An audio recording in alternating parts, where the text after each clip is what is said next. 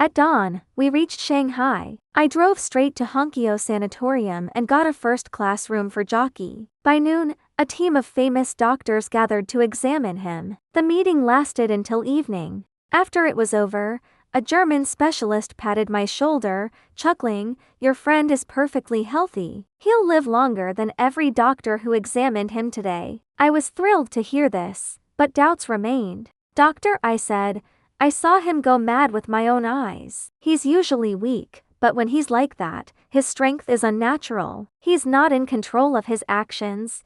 The expert spread his hands. "Impossible based on what we found, that's simply impossible." I gave a dry smile. "Come on, doctor, you think I'm making this up?" He thought for a moment. "The only possibility is that he was hypnotized before these episodes. The hypnotist could have used his fear of something to temporarily stop his brain's control over his actions. That's the only explanation." His words sparked a new idea. From Jockey's story, I could tell that while he said he didn't believe Meng Ji, he was scared. That fear, combined with some trickery by Meng Ji and his father, must be causing his on and off breakdowns. This made me very angry. These Miao people were terrible. I stormed into Jockey's room and told him the doctor's findings and the German doctor's idea. Finally, I said, "Jockey, let's hurry back to Suzhou and teach those two a lesson."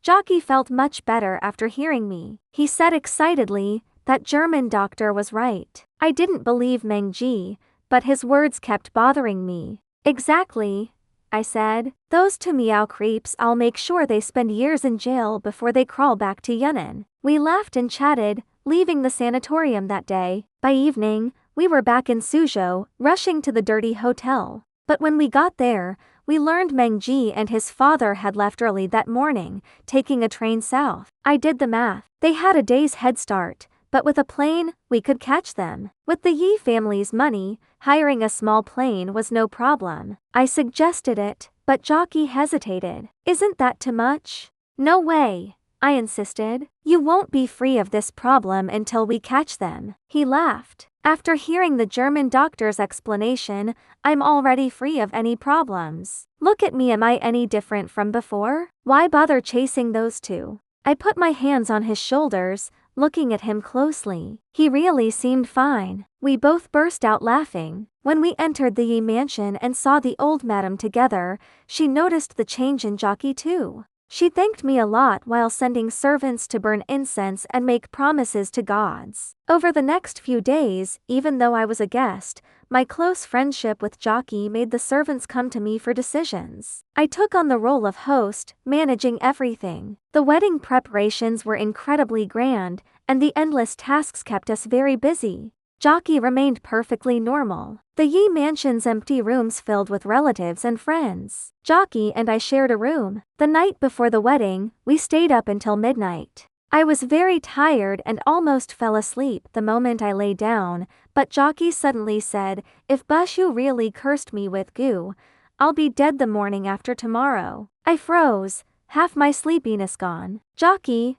why bring that up?" I said, not pleased. He was lying with his hands behind his head and noticed the tension in my voice. He burst out laughing. "Look at you, more nervous than me." "I'm not scared anymore, not at all." I couldn't help but laugh at my own worry. "Get some sleep. Tomorrow, the guests will be everywhere in the wedding room. You'll need your energy to deal with them." Jockey chuckled, his laughter light and happy, the mood of a groom, especially one marrying a girl he truly liked. Thinking of the happy days ahead, he was naturally relaxed. He lay back and soon fell asleep. The next day was chaos. People came in like a huge wave. The Yi mansion was enormous, so big that Jockey and I, as brave kids, didn't dare walk around it at night. But now, it was full of people. The main hall, corridors, garden pavilions, every place that could hold a feast was filled with long tables. Important guests were seated in the main hall, with new tables opening as more arrived. Servants in neat uniforms moved through the crowd. At the lucky hour in the afternoon,